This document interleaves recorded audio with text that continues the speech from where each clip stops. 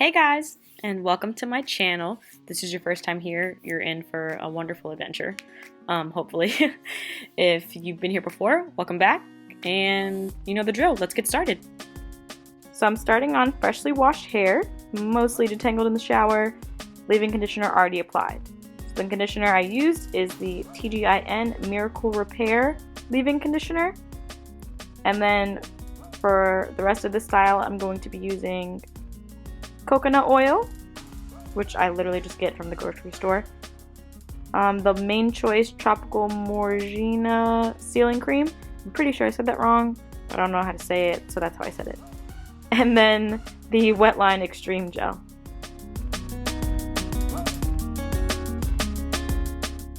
So starting from a small section in the back of my hair, I'm going to go ahead and cover that with a little bit of leave-in conditioner. I already applied some in the shower, so I'm just adding a little bit extra to make sure I got it all throughout my hair and I didn't miss any sections. Next, I'm going to take my Denman brush and just detangle my hair a little bit, because it always ends up tangled no matter what I do, and make sure I'm spreading out that conditioner as much as possible in my hair. So after that, I'm going to go in with my coconut oil, followed by my sealing cream, just to get all my products in there. And as I'm applying them, I'm using the Denman brush to make sure they get evenly spread out over all of my strands.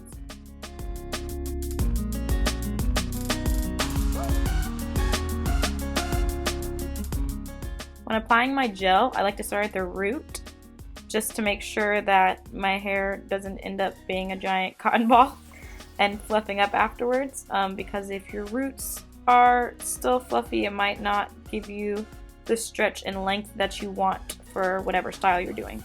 So I always start by putting a little bit on my roots, just to make sure my strands stay at least a little stretched out for a wash and go. Otherwise I end up with a cotton ball on my head, and it doesn't really have a great shape. So after I put a little bit on my roots, I go in toward the bottom of my strands and work my way up with the gel, making sure to put a decent amount until I can see my hair start to clump together, like you're kind of starting to see here. And then when I see it clumping, I use my fingertips and kind of rake it into larger chunks, just to help that clumping process a little bit more.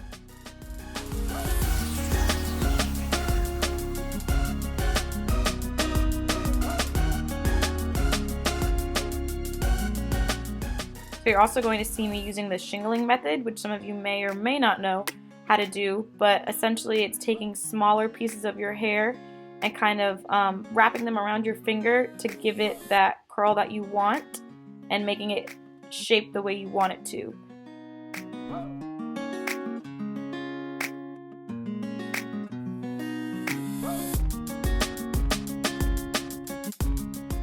So after I finish that section, I just leave it alone and move on to the next one and do the same thing. So I'm just going to let you guys watch my process for a little bit, and we'll see how this turns out.